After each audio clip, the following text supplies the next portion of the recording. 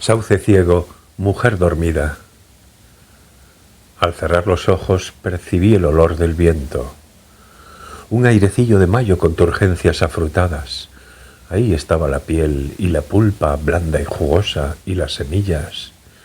La fruta reventó en el aire y las semillas, convertidas en una nube de blandos perdigones, dieron contra mi brazo desnudo. Atrás solo dejaron un dolor tenue. ¿Qué hora es?, me preguntó mi primo. Como yo le llevaba casi 20 centímetros de estatura, me hablaba con el rostro alzado hacia mí. Eché una ojeada al reloj de pulsera. Las 10:20. ¿Va bien ese reloj?, me preguntó mi primo. Yo diría que sí. Mi primo me tiró de la muñeca y observó el reloj. Sus dedos eran finos y suaves, más fuertes de lo que cabía esperar. Oye, ¿es caro? No, qué va, es una baratija, contesté echándole otro vistazo a la esfera. No hubo respuesta. Al mirar a mi primo descubrí que me observaba con una expresión de desconcierto. Aquellos dientes blancos que le asomaban entre los labios parecían huesos atrofiados. Es una baratija, repetí articulando bien cada sílaba y mirándolo a la cara. Es una baratija, pero funciona muy bien. Él asintió en silencio. Mi primo es sordo de la oreja derecha. Justo al empezar primaria, una pelota de béisbol le dio en la oreja y su oído se resintió. Pero esto apenas supone un impedimento a la hora de llevar a cabo sus quehaceres diarios. Va a una escuela normal, su vida se desarrolla con normalidad. En clase, a fin de poder orientar hacia el profesor la oreja izquierda, se sienta siempre en el extremo derecho de la primera fila. No saca malas notas. Por lo que respecta a los ruidos ambientales, hay épocas en las que los oye bastante bien y otras en las que no. Alternativamente, como el flujo y el reflujo de la marea. Y, muy de vez en cuando, a razón de una vez cada 6 meses aproximadamente, pierde casi por completo la audición de ambos oídos, como si el silencio de la oreja derecha se hiciera más profundo y acabara sofocando los sonidos de la oreja izquierda. Cuando esto sucede, como es lógico, deja de poder llevar una vida normal e incluso tiene que faltar durante un tiempo a clase. ¿Por qué le ocurre semejante cosa? No lo saben ni los médicos. Es un caso sin precedentes, sin tratamiento posible. Que un reloj sea caro no quiere decir que sea bueno, dijo mi primo como si intentara convencerse a sí mismo. El que yo tenía antes era bastante caro, pero funcionaba fatal. Me lo compraron al empezar secundaria, pero al año lo perdí y desde entonces no llevo. Como no han vuelto a comprarme otro, pues debe de ser complicado apañársela sin reloj, ¿no? ¿Qué?, repuso mi primo. No es complicado eso de no llevar reloj, repetí mirándolo a la cara. No tanto, contestó moviendo la cabeza en un ademán negativo. Yo no vivo solo en medio de la montaña. La hora se la puedo preguntar a cualquiera. Sí, claro, dije. Y volvimos a enmudecer durante unos instantes. Era consciente de que debería ser un poco más amable con él, hablarle de esto y de lo otro, intentar disipar el nerviosismo que sentía antes de llegar al hospital. Pero habían transcurrido 5 años desde que nos vimos por última vez. Durante esos 5 años, mi primo había pasado de los 9 a los 14 años y yo de los 20 a los 25. Y ese lapso de tiempo había levantado entre nosotros una barrera opaca imposible de atravesar. Me esforzaba en pronunciar las palabras oportunas, pero éstas se negaban a acudir a mis labios. Y a cada balbuceo, a cada omisión, mi primo me miraba con expresión apurada, con la oreja izquierda ligeramente vuelta hacia mí. ¿Qué hora es?, me preguntó mi primo. Las 10:29, le contesté. El autobús llegó a las 10:32. El autobús era mucho más moderno que los de mi época de instituto. El cristal de la ventanilla del conductor era grande, parecía un enorme bombardero desprovisto de alas, y estaba más lleno de lo que esperaba. No tanto como para que hubiese gente de pie en el pasillo, pero lo suficiente para que no pudiéramos sentarnos juntos. Así que optamos por permanecer de pie ante la salida posterior. De todas formas, el trayecto no era demasiado largo. Lo que yo no lograba explicarme era por qué había tanta gente a aquella hora. El autobús iniciaba su trayecto en una estación de los ferrocarriles privados, recorría una urbanización de la zona alta y volvía a la estación.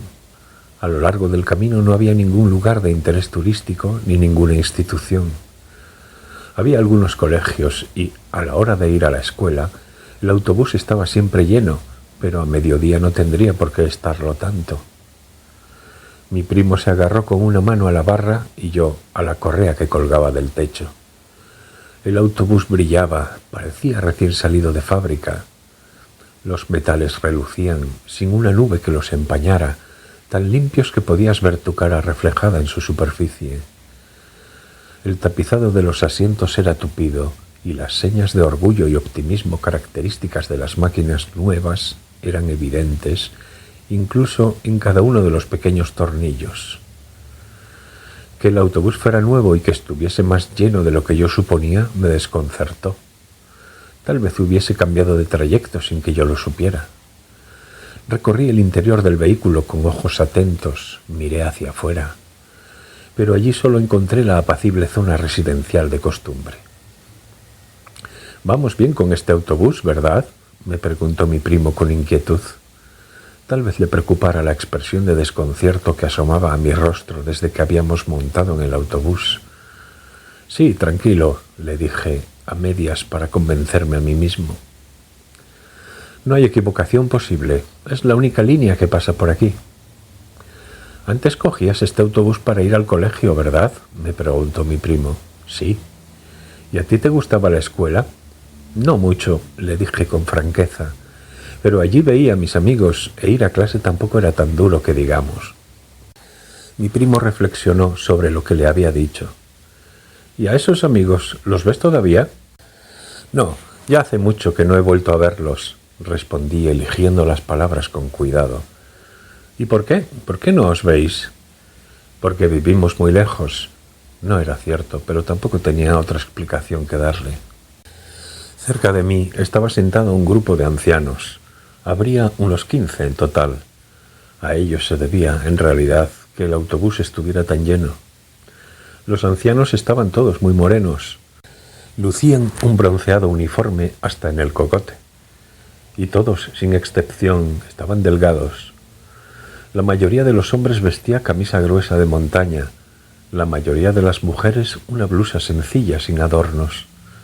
Sobre sus rodillas descansaban mochilas pequeñas, de esas que se llevan a las pequeñas excursiones a la montaña. Todos los ancianos presentaban un aspecto sorprendentemente parecido, como si alguien hubiera sacado un cajón de muestras clasificado al detalle y lo hubiera traído tal cual. Pensándolo bien, era muy extraño. Rutas para ir a la montaña a lo largo de aquella línea no había ninguna. ¿A dónde diablos se dirigían? Agarrado a la correa, intenté dilucidarlo, pero no se me ocurrió ninguna explicación. «¿Crees que esta vez me harán daño?», me preguntó mi primo. «Pues no lo sé», dije, «apenas he oído nada sobre el tratamiento». «¿Y tú? ¿Has ido alguna vez al otorrino?». Sacudí la cabeza en ademán negativo. Ahora que lo pensaba, no había ido jamás, ni siquiera una sola vez en toda mi vida. «¿Las otras veces te ha dolido mucho?», le pregunté. «No, no tanto», contestó mi primo poniendo cara hosca. «No es que no me haya dolido nada, algunas veces me ha dolido algo, pero no se puede decir que me hayan hecho un daño horroroso». «Pues entonces esta vez será igual. Por lo que dice tu madre, no parece que el tratamiento vaya a variar gran cosa». «Pero si me hacen lo mismo de siempre, esta vez tampoco me curaré, ¿no?». «Vete a saber, a veces las cosas pasan así, por las buenas». «¿Como si se descorchara una botella de repente?», dijo mi primo. Le eché una rápida ojeada, pero en su rostro no advertí la menor sombra de sarcasmo. «Con un médico distinto, todo es diferente y quizás un cambio en el tratamiento, por pequeño que sea, pueda tener una gran importancia. No debes desanimarte tan fácilmente». «Yo no estoy desanimado», replicó mi primo. «¿Harto, entonces?». «Pues sí, la verdad», suspiró. «Lo peor es el miedo. Lo más horrible Lo que más miedo me da no es el dolor en sí, es imaginar el daño que pueden llegar a hacerme. ¿Me entiendes? Creo que sí, le respondí. Aquella primavera me habían sucedido muchas cosas. Debido a una serie de circunstancias había dejado la pequeña agencia de publicidad de Tokio, donde había trabajado los últimos 2 años. Por esas mismas fechas había roto con la chica con la que había estado saliendo desde la universidad. Un mes más tarde, mi abuela moría de cáncer de intestino y yo regresaba a esta ciudad, después de 5 años de ausencia, cargado solo con una pequeña bolsa, para asistir a los funerales. Mi habitación seguía tal como yo la había dejado. En las estanterías se alineaban los libros que yo había leído. Allí estaba la cama donde yo había dormido y el pupitre que había usado, los viejos discos que había escuchado. En aquella habitación todo estaba reseco, perdidos el color y el aroma que habían poseído en el pasado. Solo el tiempo permanecía inalterado de una manera casi prodigiosa. Pensaba tomarme unos 2 o 3 días de descanso tras los funerales y luego regresar a Tokio. Tenía contactos y quería ver si se concretaban en un nuevo empleo. También quería mudarme, empezar de nuevo en un decorado distinto, pero conforme pasaba el tiempo se me hacía más difícil ponerme en pie. No, hablando con propiedad, aunque me esforzara en moverme, era incapaz de hacerlo. Encerrado en mi habitación, escuchaba mis viejos discos, releía las novelas que había leído mucho tiempo atrás, a veces arrancaba los hierbajos del jardín. No veía a nadie, no hablaba con nadie, excepto con los miembros de mi familia. Un día vino mi tía y me dijo que mi primo iba a iniciar un tratamiento en un nuevo hospital y que si podía acompañarlo. En realidad tenía que haber sido ella quien lo acompañara, pero le había surgido, según me explicó, un compromiso inexcusable. El hospital estaba cerca de mi antiguo instituto y yo conocía bien la zona. Además, no tenía nada que hacer aquel día, así que no había ninguna razón para negarme. Mi tía me tendió un sobre con dinero diciendo que luego nos fuéramos a almorzar los dos juntos. El motivo por el cual mi primo cambiaba de hospital era porque el tratamiento que recibía en el anterior no había surtido efecto. Peor aún, los periodos en que empeoraba eran cada vez más frecuentes. Cuando mi tía se quejó, el médico apuntó que las causas no pertenecían al ámbito de la medicina, que debían de hallarse en el entorno familiar, y ambos se enzarzaron en una pelea. Hablando con franqueza, nadie esperaba que el cambio de hospital propiciara una súbita mejoría en las condiciones auditivas de mi primo. Nadie lo formulaba en voz alta, claro está, pero lo cierto es que todo el mundo había perdido ya la esperanza de que se recuperara. Mi primo y yo vivíamos cerca, pero llevándonos como nos llevábamos más de 10 años, jamás habíamos mantenido una relación muy estrecha. En las reuniones familiares yo me limitaba a sacarlo a pasear o a jugar con él. A pesar de ello, los parientes empezaron a asociarnos el uno al otro. Empezaron a creer que él sentía un cariño especial por mí y que yo sentía, a mi vez, una debilidad especial hacia él. Durante mucho tiempo no entendí la razón, pero en aquel momento, al mirarlo con la cabeza un poco ladeada y la oreja izquierda vuelta hacia mí, me sentí extrañamente conmovido. Como el rumor de la lluvia oído largo tiempo atrás, aquella postura embarada caló en mi corazón. Y creí adivinar por qué nuestros parientes se empeñaban en asociarnos el uno al otro. Cuando el autobús hubo efectuado 7 u 8 paradas, mi primo volvió a alzar inquieto los ojos hacia mí. ¿Falta mucho todavía? Sí, tranquilo. El hospital es muy grande. Es imposible que nos pasemos de largo. Yo miraba distraídamente cómo el aire que entraba por las ventanillas hacía ondear con dulzura la visera de los sombreros y los pañuelos anudados al cuello de los ancianos. ¿Quién diablos era aquella gente? ¿Y a dónde diablos iba? Oye, ¿vas a trabajar en la empresa de mi padre?, me preguntó mi primo. Lo miré sorprendido. Su padre, es decir, mi tío, poseía una imprenta bastante grande en Kobe, pero yo jamás había contemplado la posibilidad de trabajar en ella. Tampoco me habían hecho ninguna propuesta en ese sentido. A mí nadie me ha dicho nada, dije. ¿Por qué? Mi primo enrojeció. Se me ha ocurrido, así, sin más, respondió. Pero a mí me gustaría. Así te quedarías aquí y todo el mundo estaría contento. La voz pregrabada anunció por los altavoces la siguiente parada de autobús, pero nadie apretó el botón solicitándola. Tampoco se veía a nadie en la calle esperando. Es que tengo cosas que hacer en Tokio, dije. Mi primo asintió en silencio.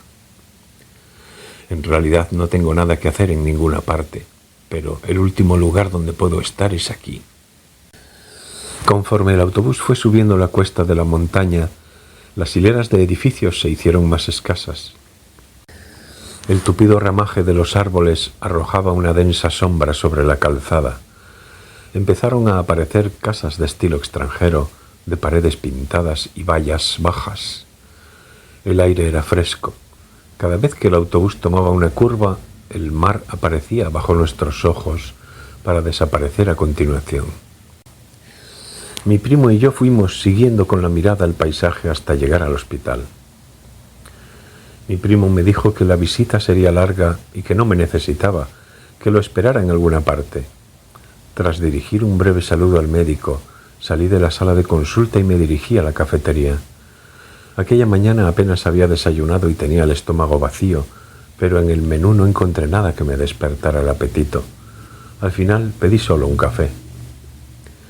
Era un día laborable por la mañana y en el comedor, aparte de mí, únicamente había una familia. El que debía de ser el padre era un hombre cuarentón, con un pijama a rayas azul marino y unas zapatillas de plástico. La madre y las dos niñas pequeñas, gemelas, estaban de visita. Las dos gemelas vestían idénticos vestidos blancos y ambas estaban inclinadas sobre la mesa con cara muy seria, tomándose un zumo de naranja. Las heridas o la enfermedad del padre no parecían ser graves y en el rostro de todos, tanto en el de los padres como en el de las hijas, se reflejaba el aburrimiento. Al otro lado de la ventana se extendía el césped. El sistema de aspersión giraba ruidosamente esparciendo sobre la hierba gotas de blancos destellos. Dos pájaros de colas largas y chillido estridente cruzaron el césped en línea recta para desaparecer al instante de mi campo visual. En un extremo de la extensión de hierba había unas canchas de tenis sin redes y no se veía un alma en ellas. Más allá de las pistas había unas hileras de olmos y a través de las ramas se divisaba el mar. Aquí y allá pequeñas olas centelleaban al sol de principios de verano. El viento que soplaba a través de los árboles hacía oscilar las hojas verdes de los olmos y desviaba levemente la regular aspersión del sistema de riego. Tuve la sensación de haber visto aquella escena en el pasado, en algún otro lugar. Un amplio cuadro de césped, dos gemelas tomando zumo de naranja, unos pájaros de larga cola que volaban a alguna parte, el mar asomando tras unas pistas de tenis sin red. Pero se trataba de una ilusión. Era una sensación terriblemente vívida e intensa, pero yo sabía que no era más que una ilusión. Era la primera vez que pisaba aquel hospital. Apoyé los dos pies en la silla de delante, respiré hondo y cerré los ojos. En la oscuridad vi una masa blanca. Se dilataba y contraía en silencio como un microorganismo bajo la lente del microscopio. Mutaba y se multiplicaba, se dispersaba y volvía a agruparse. Hacía 8 años que había ido a aquel hospital, un pequeño hospital junto al mar. Por las ventanas de la cafetería solo se veían unos laureles. El edificio era viejo y olía siempre a lluvia. Habían operado del pecho a la novia de un amigo mío y habíamos ido a visitarla los dos. Eran las vacaciones estivales del segundo año de instituto. No fue una intervención quirúrgica importante, solo le corrigieron la posición de una costilla que, de nacimiento, ella tenía ligeramente desplazada hacia adentro. Tampoco se trató de una operación de urgencia, sino de una de esas operaciones ineludibles que, ya que tienes que hacértela un día u otro, te la quitas de encima en cuanto puedes. La intervención en sí fue muy breve, pero después tuvo que hacer reposo, así que permaneció hospitalizada unos 10 días. Nosotros dos fuimos a verla al hospital montados en una Yamaha 125 centímetros cúbicos. A la ida condujo él, a la vuelta yo. Me había pedido que lo acompañara. «No quiero ir solo al hospital», me dijo. Mi amigo se pasó por la confitería que había enfrente de la estación y compró unos bombones. Yo me agarraba con una mano a su cinturón mientras con la otra asía la caja de los bombones. Aquel día hacía calor y nuestras camisas se empaparon enseguida de sudor para, acto seguido, secarse al viento. Mientras conducía, mi amigo cantaba una cancioncita estúpida a voz en cuello. Aún recuerdo el olor de su sudor. Aquel amigo murió poco después. La novia llevaba un pijama azul y sobre los hombros una fina bata que le llegaba hasta las rodillas. En la cafetería nos sentamos los tres a una mesa, nos fumamos unos short hope, bebimos Coca-Cola y comimos helados. Ella tenía mucho apetito y se tomó 2 donuts espolvoreados con azúcar y un cacao con toneladas de nata. Ni siquiera después de zamparse todo eso pareció satisfecha. «Aquí en el hospital te pondrás como una cerdita», dijo mi amigo atónito. «Bueno, ¿y qué? Estoy convaleciente, ¿no?», replicó ella secándose con una servilleta las yemas de los dedos, impregnadas de la grasa de los donuts. Mientras ellos hablaban, yo contemplaba los laureles al otro lado de la ventana. Los arbustos eran tan grandes y tupidos que parecían un bosque. Se oía el rumor de las olas. La barandilla de la ventana estaba oxidada por el aire húmedo del mar. El ventilador que colgaba del techo, una auténtica pieza de anticuario, removía el aire caliente de la estancia. La cafetería olía a hospital. Incluso la comida y la bebida, como de común acuerdo, estaban impregnadas de ese olor. El pijama de la chica tenía 2 bolsillos en el pecho. En uno llevaba un pequeño bolígrafo dorado. Cuando se inclinaba hacia adelante, tras el escote de pico se veía un pecho liso y blanco al que no le había dado la luz del sol. Mis recuerdos se detenían en este punto. Intenté recordar qué sucedió a continuación. Me tomé una Coca-Cola, contemplé los laureles, le vi el pecho y ¿qué ocurrió después? Me removí sobre la silla de plástico y con la mejilla apoyada en el cuenco de la mano, hurgué en los estratos más profundos de mi memoria, como si intentara extraer un tapón clavando la punta del cuchillo en el corcho. Yo aparté la mirada e intenté imaginar cómo los médicos le rasgaban la carne del pecho, cómo introducían los dedos enfundados en guantes de plástico, cómo le corregían la posición del hueso.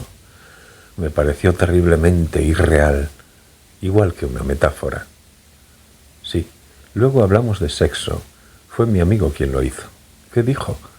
Posiblemente contó alguna anécdota referida a mí. Algún ligue frustrado o algo por el estilo.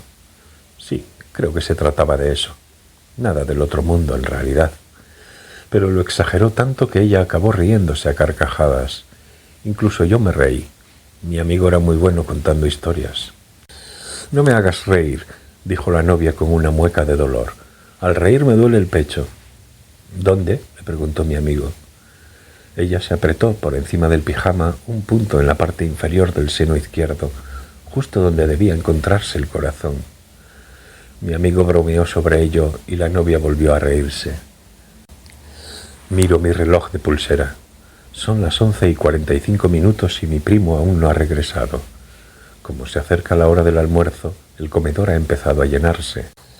Una mezcla de sonidos diversos y de voces envuelve la estancia como si fuera una nube de humo. Regreso a mis recuerdos. Pienso en el pequeño bolígrafo dorado que la novia de mi amigo llevaba en el bolsillo del pecho. Sí, con ese bolígrafo ella garabateó algo en una servilleta de papel. Hizo un dibujo. Pero el papel de la servilleta era demasiado blando y la punta del bolígrafo no se deslizaba bien por su superficie. Con todo, la novia de mi amigo dibujó una colina. En la cima había una casita. Dentro de la casita había una mujer durmiendo. Alrededor de la casa crecían los sauces ciegos. Y eran estos los que le provocaban el sueño. «¿Y qué diablos son los sauces ciegos?», preguntó mi amigo. «Pues esos árboles de ahí. Jamás he oído hablar de ellos».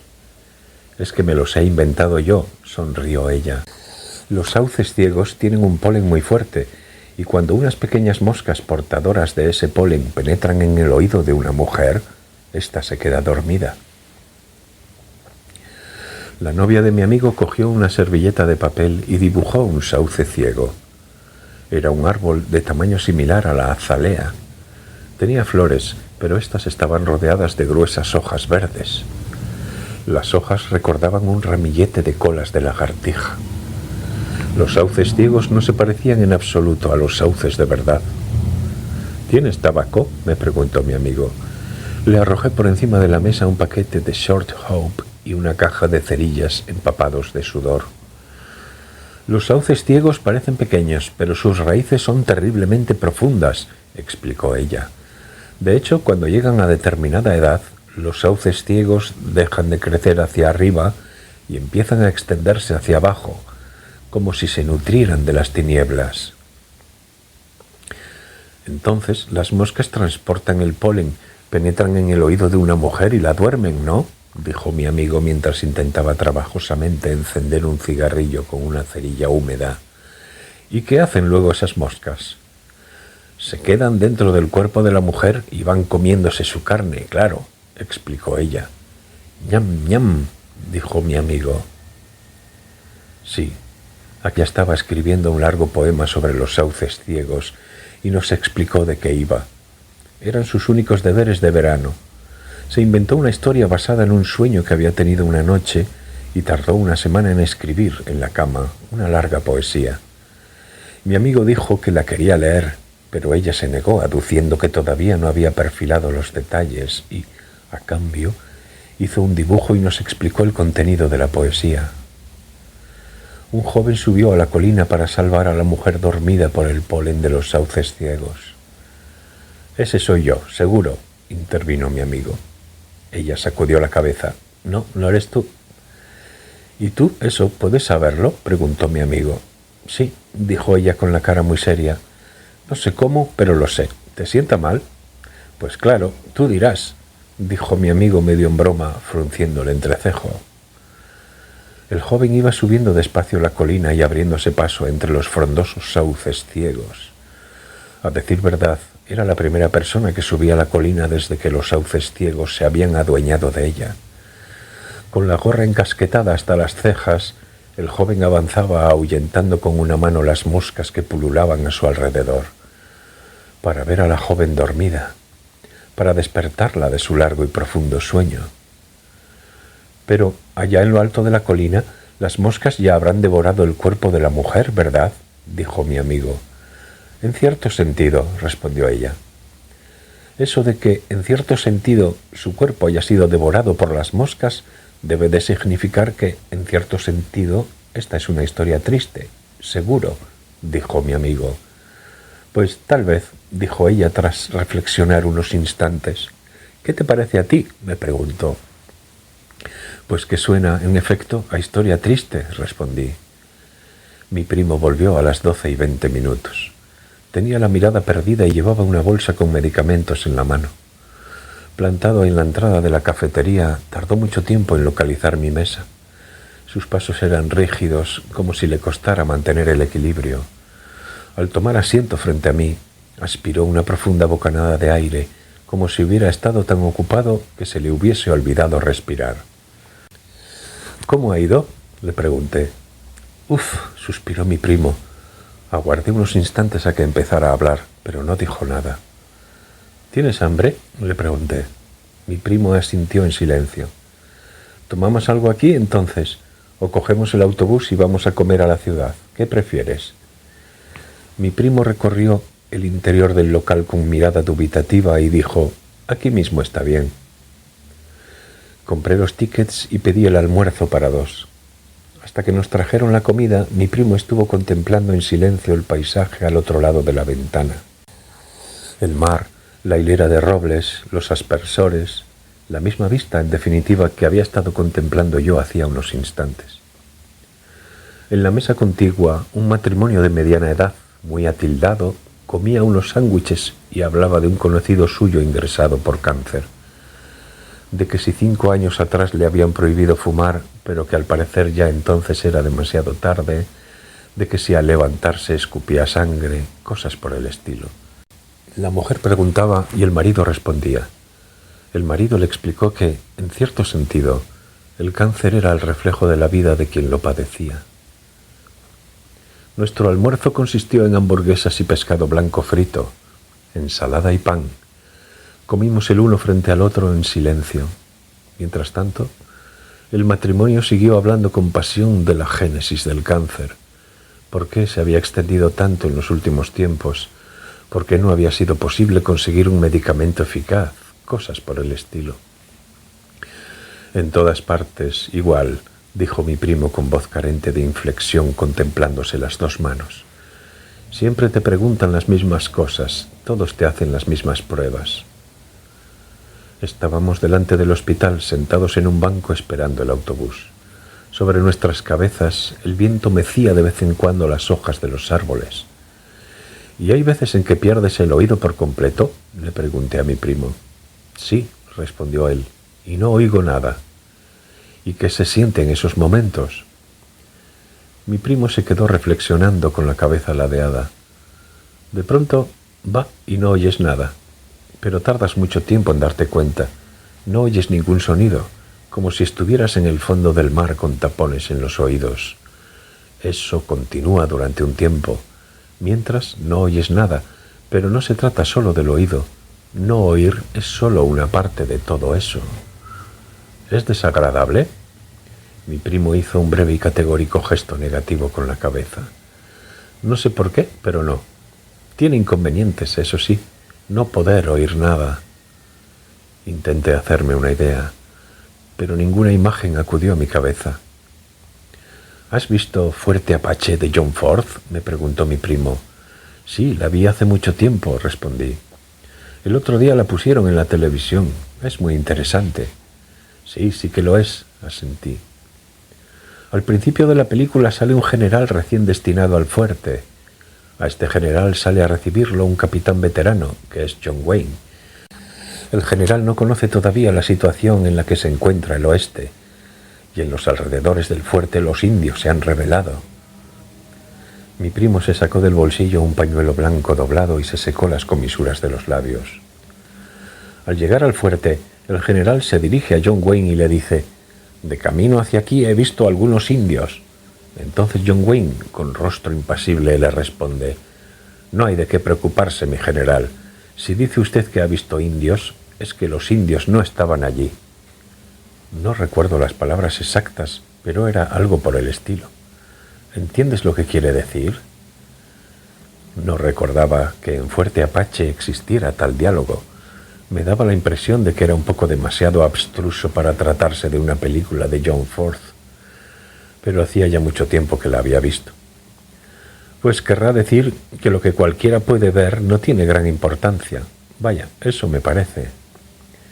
Mi primo frunció el entrecejo. Tampoco acabo de entenderlo yo, pero cada vez que alguien me compadece por lo del oído, no sé por qué, pero me acuerdo de estas palabras. Si dice usted que ha visto indios, es que los indios no estaban allí. Me reí. ¿Es raro?, me preguntó mi primo. Sí, lo es. Mi primo también se rió. Hacía tiempo que no lo veía reír. Tras dejar pasar unos instantes, mi primo dijo como si me confiara algo: «Oye, ¿puedes mirarme el oído?» «¿Mirarte el oído?», le pregunté con una ligera sorpresa. «Basta con que lo mires desde fuera». «Sí, claro, pero ¿por qué quieres que lo haga?» «Pues no lo sé», contestó mi primo sonrojándose. «Es que me gustaría que miraras qué aspecto tiene». «Vale», dije, «ahora mismo te lo miro». Mi primo se sentó dándome la espalda y encaró hacia mí la oreja derecha. Tenía la oreja muy bien formada. En sí era de pequeño tamaño, pero la carne del lóbulo aparecía abultada como una magdalena recién horneada. Se trataba de la primera vez que le inspeccionaba la oreja a alguien. Observándola con atención pude constatar que, en comparación con otros órganos del cuerpo humano, la oreja es, desde el punto de vista morfológico, un gran enigma. Presenta en algunos puntos pliegues y vueltas hasta lo irrazonable, en otros protuberancias y depresiones. Posiblemente haya ido adoptando esta curiosa forma en el transcurso de la evolución, con el objeto de captar mejor los sonidos y retenerlos. Rodeado de paredes deformes, parece un único agujero negro que se abre como si fuera la entrada de una gruta misteriosa. Pensé en las minúsculas moscas del poema de la novia de mi amigo, anidando en los oídos. Penetraban en su cálido y oscuro interior transportando un dulce polen adherido a sus 6 patitas, mordisqueaban la rosada y suave carne, sorbían su jugo, ponían sus pequeños huevos en el cerebro, pero no logré verlas, ni oír el zumbido de sus alas. «Ya está bien», dije yo. Mi primo se dio la vuelta, cambió de posición sobre el banco. ¿Qué tal? ¿Ha habido algún cambio? Por lo que he podido ver desde fuera no ha cambiado nada. ¿Tampoco hay ningún indicio, por pequeño que sea? Pues no, está de lo más normal. Mi primo pareció decepcionado. Tal vez había pronunciado las palabras equivocadas. ¿Te han hecho daño durante la visita?, le pregunté. No mucho, como siempre. Todos te hurgan en el mismo lugar. Deben de haberlo desgastado ya. Ni siquiera me da la impresión de que la oreja sea mía. «El 28», dijo poco después mi primo volviéndose hacia mí. «El 28 nos va bien, ¿verdad?» Yo me había pasado todo el tiempo pensando en otra cosa. Cuando le oí y alcé la mirada, vi cómo el autobús tomaba la curva de la cuesta disminuyendo la velocidad. No se trataba del autobús moderno de antes, sino de aquel modelo antiguo al que yo estaba acostumbrado. Al frente colgaba el número 28.